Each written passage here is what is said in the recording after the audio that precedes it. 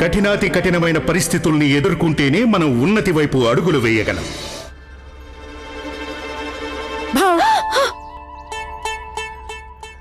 మేము ఉదయం నుంచి కంగారు పడుతుంటే నీకు ఆటలుగా ఉంది.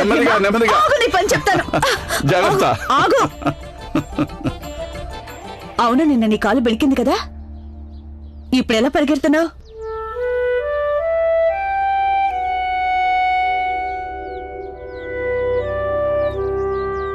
నొప్పిగా లేదా? లేదమ్మా, తగ్గిపోయింది. తగ్గిపోయిందా? అసలు రాత్రంతా ఎక్కడికెళ్ళావు? నేను నడవడం అభ్యాసం చేశాను.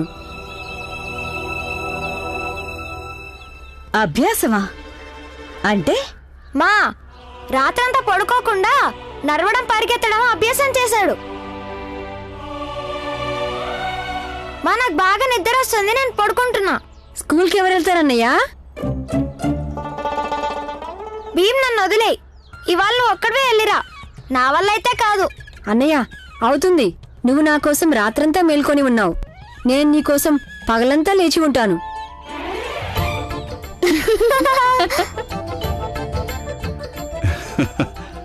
నిజమే, నువ్వు స్కూల్కి వెళ్ళు, లేకపోతే చదువులో వెనకపడిపోతారు. అన్నట్టు భీంబాబు, ఇవాళ స్కూల్కి వెళ్ళేటప్పుడు పరిగెత్తుకుంటూ గెంతుకుంటూ నవ్వుతూ వెళ్ళాలి. అప్పుడు చూసేవాళ్ళు చూస్తూ ఉండిపోతారు. అప్పుడు నేను నీకు చేసిన దానికి వాళ్ళెంతగానో సిగ్గుపడి తీరుతారు. అలాగే నాన్న. అత్తయ్య, వేడి నీళ్ళు పెట్టు, నేను స్నానం చేసి స్కూల్కి వెళ్ళాలి. అలాగే. ఏంటి, వెళ్ళండి.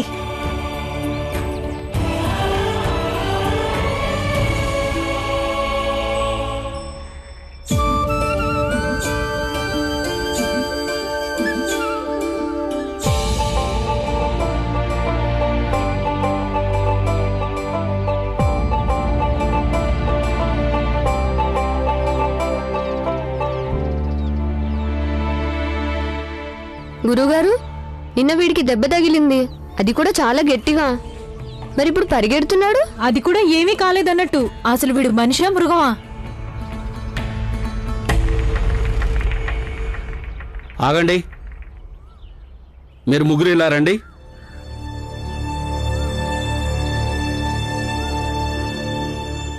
ఏమైంది గురువుగారు? చూడండి, మీరు ముగ్గురు ఇంతవరకు స్కూల్ ఫీజు ఎందుకు కట్టలేదు? గురువుగారు, నాన్నగారు రేపు కట్టేస్తారు. రేపు కాదు, ఇవ్వాలే. మీరు ముగ్గురు నోటీస్ బోర్డులు చదవలేదా ఏంటి? ఫీజు కట్టడానికి ఈ రోజే ఆఖరి రోజని. ఇప్పుడే వెళ్ళొస్తాం గురుగారు, మేం పరిగెత్తుకొని వెళ్ళి తీసుకొని వస్తాం. బాలన్నయ్య, నువ్వు కూడా పద. మీరు వెళ్ళిరండి, నేను ఇక్కడే ఉంటాను. సరే గురుగారు, మేం వెళ్ళొస్తాం. పద భీమ్.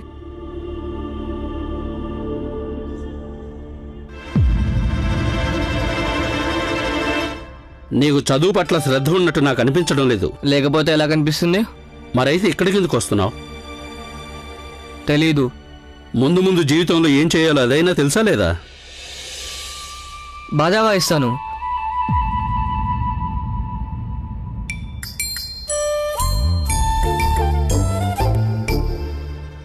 నేను చెప్పేది ఎవ్వరికి కూడా అర్థం కాదు. ఏమండి, నీళ్ళు? నీళ్ళండి.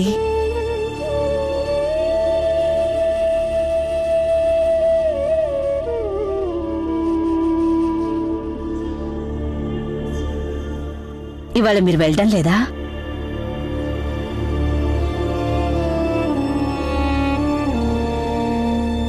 నేను కూలి పనికి వెళ్ళేవాడిని కదా, ఆ పని మానేశాను. మళ్ళీ నాకు పని లేకుండా పోయింది.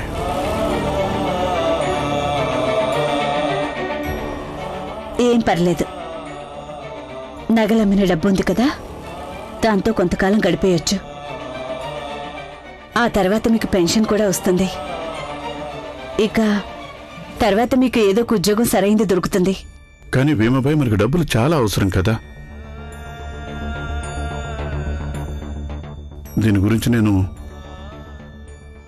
ఎవరికి చెప్పాలి, ఎలా చెప్పాలి?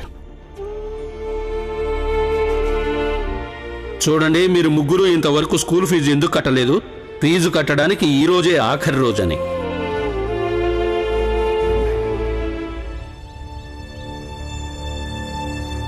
భీమ్, ఫీజ్ నాన్నగారిని అడగొద్దన్నయ్యా.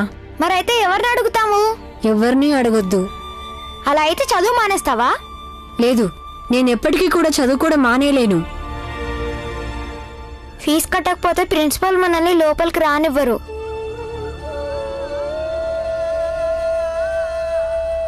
ఆనందన్నయ్య, ఏదైనా ఉపాయం ఆలోచిద్దాం పదా.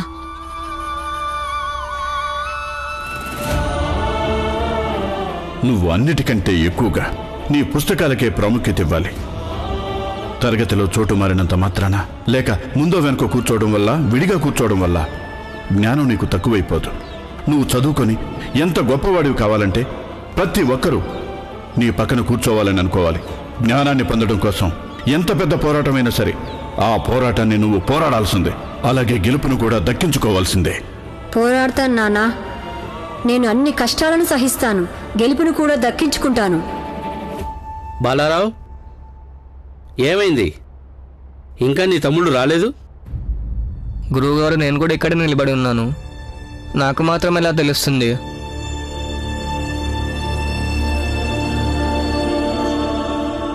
గురువుగారు, లోపలికి రావచ్చా? రండి.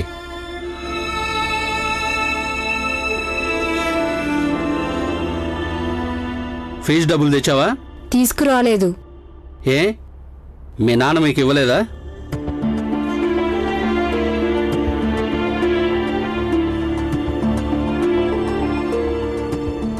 నాన్నగారు చెప్పారు, ఫీజు ఒక వారంలో కడతా అన్నారు.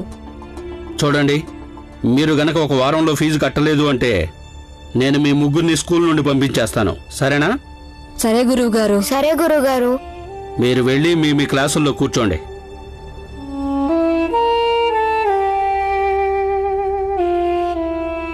నాన్న మీకు డబ్బులు ఎందుకు ఇవ్వలేదు? మేము ఆయన్ని అడగనే లేదు. ఎందుకు? ఎందుకంటే నా దగ్గర డబ్బులు లేవు కాబట్టి. మరెలా? బాలాన్నయ్య, ఏం చెయ్యాలో ఆలోచిద్దాం. ఫీజు ఎలా కట్టాలో ఆలోచిద్దాం. అరే, అసలు మన నాన్న దగ్గర డబ్బులు లేకుంటే మనం ఆలోచించి ఏం చేయాలి? నా మాట విని చదువు వదిలేసి బాలాన్నయ్య, నువ్వు నీ తరగతికి వెళ్ళు. పద భీమ్, మనం మన తరగతికి వెళ్దాం.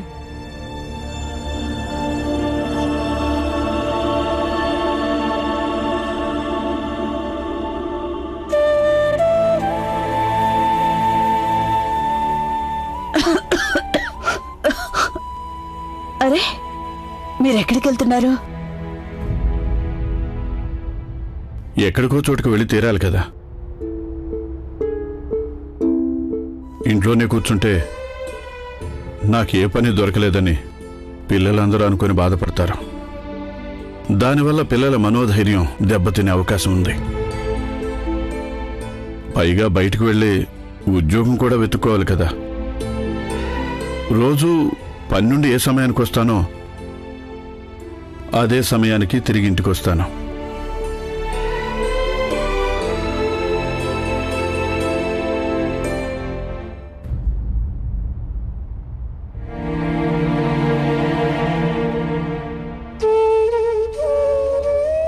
అదేంటంటే భీమాబాయ్, మన జీవితంలో వచ్చే కష్టనష్టాల గురించి మన పిల్లలకి తెలియకుండా చూసుకోవాలి. అందుకే ఇలా చేయాల్సి వస్తుంది. కానీ నువ్వు చూస్తూ ఉండు, మనకి త్వరలోనే మంచి రోజులు వస్తాయి. బాలా పెద్దవాడయ్యాడు. తను త్వరగా చదువు పూర్తి చేస్తాడు, ఉద్యోగానికి వెళ్తాడు. అప్పుడు ఇంటి ఖర్చుల్లో కాస్త సాయంగా ఉంటాడు. ఆ తర్వాత నేను నా పిల్లలందరికీ చాలా ఘనంగా పెళ్లి జరిపిస్తాను. కానీ అంతవరకు మనం కాస్త పొదుపుగా ఉండాల్సి ఉంటుంది.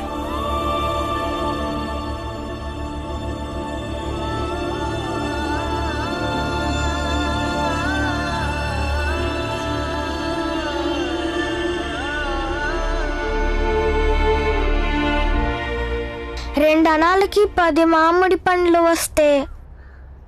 నాన్న, ఏమైంది తల్లి? నాన్న, 2 అనాలకి 10 పండ్లు వస్తే 10 అనాలకి ఎన్ని పండ్లు వస్తాయి? ఇటు నేను చెప్తాను. తులసి, నువ్వు కూడా నేర్చుకో. 2కి 10 అంటే 10ని 2గా విభజించాలి. ఇప్పుడు 10ని ఎన్ని పాలలో చూడాలి? అంటే 10ని 2తో విభజించాలి, మళ్ళీ 10తో గుణించాలి. అంటే ముందు మనం 10లో సగం తీసేయాలి. అప్పుడు ఎన్నుంటాయి? 5. అప్పుడు 5 10తో గుణిస్తే ఎన్నుంటాయి? 50. షబాష్, ఇలాగే నేర్చుకోవాలి. చాలా బాగుంది రామ్జీ. నువ్వు కేవలం మగపిల్లల చదువు గురించి ఆరాటపడుతున్నావు అనుకున్నాను, కానీ ఇవాళ ఇక్కడ ఇది చూసిన తర్వాత మనసుకి చాలా ప్రశాంతంగా ఉంది. ఏం లేదు, నువ్వు కొడుకుల్ని చదివించడానికి ఎంత ఆరాటపడుతున్నావో కూతుళ్ళ కోసం అంతే ఆరాటపడుతున్నావు. అరే, నాకు వీలుంటే వీళ్ళని కూడా స్కూల్కి పంపించేవాణ్ణి. కానీ మన సమాజం ఆడపిల్లలకి చదువుకోవడానికి ఎప్పుడు అనుమతిస్తుందో తెలీదు. అది కూడా మన ఇంటి ఆడపిల్లలకి. రామ్జీ, నువ్వే అంటుండేవాడిగా ఏదో రోజు మన తలరాతలు మారతాయని. ఎందుకు తెలియదు కానీ నా మనసు చెప్తోంది. నీ మాటలు విన్నాక నమ్మకం కలుగుతోంది. తప్పకుండా మనందరి తలరాతలు మారతాయి. ఇంతవరకైతే మనం ఆంగ్లేయుల ఆడపిల్లలు మాత్రమే చదువుకోవడం చూసాం. ఇవాళ ఈ ఇద్దరిని చూడు, నీ పిల్లలు ఎంత చక్కగా చదువుకుంటున్నారు. మేమిద్దరం ఎంతో కష్టపడుతున్నాము, మరి మేము చదువుకోవాలిగా. తప్పకుండా తల్లి.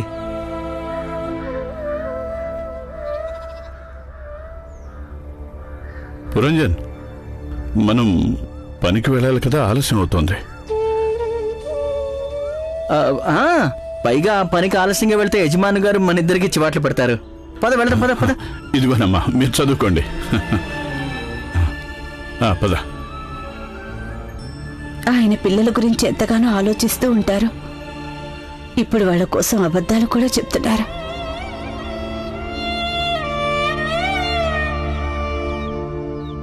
భీమరావు, తినడం వేరైతే జీతంలో వచ్చే సమస్యలు పూర్తిగా వేరు.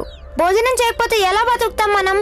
అందుకే నువ్వు అలాగా ముందు భోజనం చేయి, తర్వాత ఆలోచించు. భీమరావు, ఏం ఆలోచిస్తున్నావు? గురువుగారు, మా నాన్న నేనేం ఆలోచిస్తున్నానంటే అసలు బాలా అన్నయ్య ఆనంద్ అన్నయ్య ఇంత కారంగా ఉన్న కూరని ఎలా తింటున్నారో అని.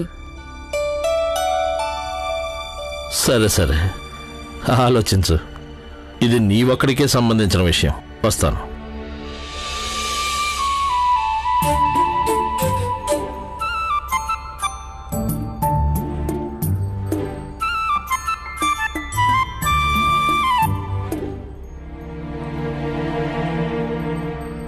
భీమ్, ఇప్పటికైనా నిజం చెప్పు, నువ్వేం ఆలోచిస్తున్నావు? చెప్పు భీమ్. నువ్వు గురుగారికి అబద్ధం చెప్పావని నాకు తెలుసు. నాకైనా చెప్పు, నేను నీ మిత్రుణ్ణి కదా.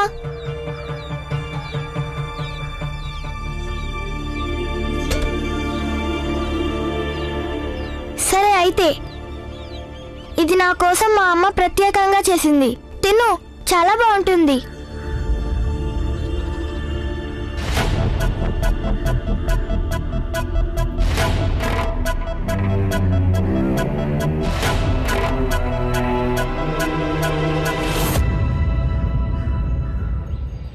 నువ్వే మిత్రుడివి, ఎవ్వరికీ తెలియకుండా మా దగ్గర భోంచేయడానికి వస్తున్నావు, కానీ అందరి ముందు ఏమో మా నుంచి దూరంగా వెళ్తున్నావు. ఒకవేళ నువ్వు మా మిత్రుడివే అయితే అప్పుడు తరగతిలో కూడా వీళ్ళతో పాటే కూర్చోవచ్చు కదా, మరెందుకు దూరంగా కూర్చుంటున్నావు?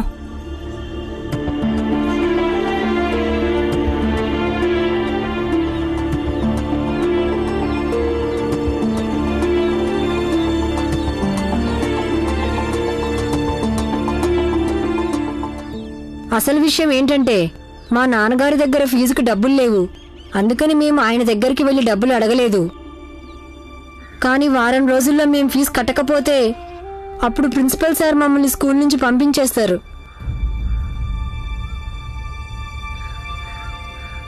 నువ్వేం ఆలోచించావు? అదే ఆలోచిస్తున్నాను. నేనేం పని చేస్తే బాగా డబ్బులు సంపాదించి స్కూల్ ఫీజు కట్టొచ్చు అని.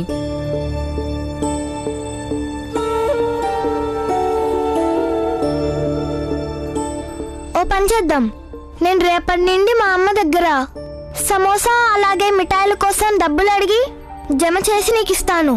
వాటితో నువ్వు ఫీజు కట్టేయి.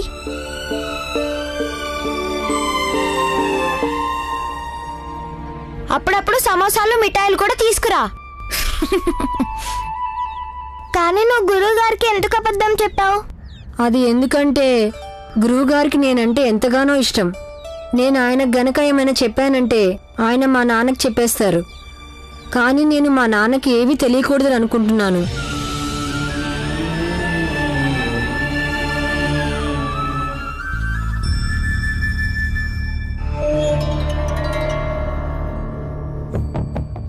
చూడండి, సురేందర్ భీమ్తో కలిసి భోజనం చేశాడు. ఇక మనతో వాడిని కూర్చొనివ్వకూడదు. తనని బాగా వెనకేసుకొస్తున్నాడు కదా, తన పుస్తకాలన్నింటినీ కూడా చించి పారేయండి.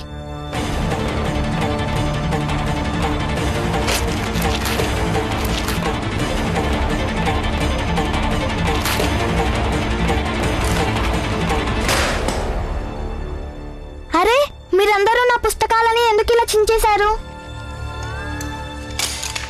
నువ్వు అక్కడికి వెళ్ళి కూర్చో.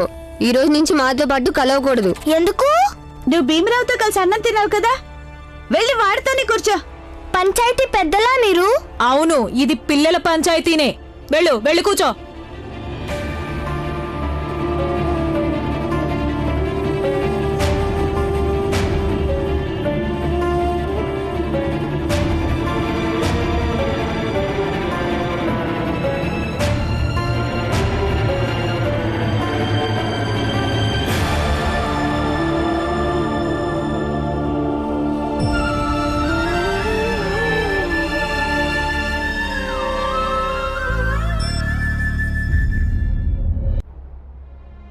నమస్కారం గురువుగారు.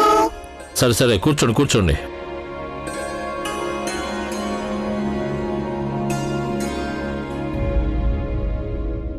అదేంటి సురేంద్ర, నువ్వెందుకు వాళ్ళ పక్కన కూర్చున్నావు? ఏమీ లేదు గురుగారు, అక్కడ పుస్తకాలు చించేసేవాళ్ళు, ఇక్కడ పుస్తకాలు అతికించేవాళ్ళు. నేను ఇప్పటి నుంచి ఇక్కడ కూర్చుంటాను. అప్పుడే నా పుస్తకాలన్నీ సురక్షితంగా ఉంటాయి.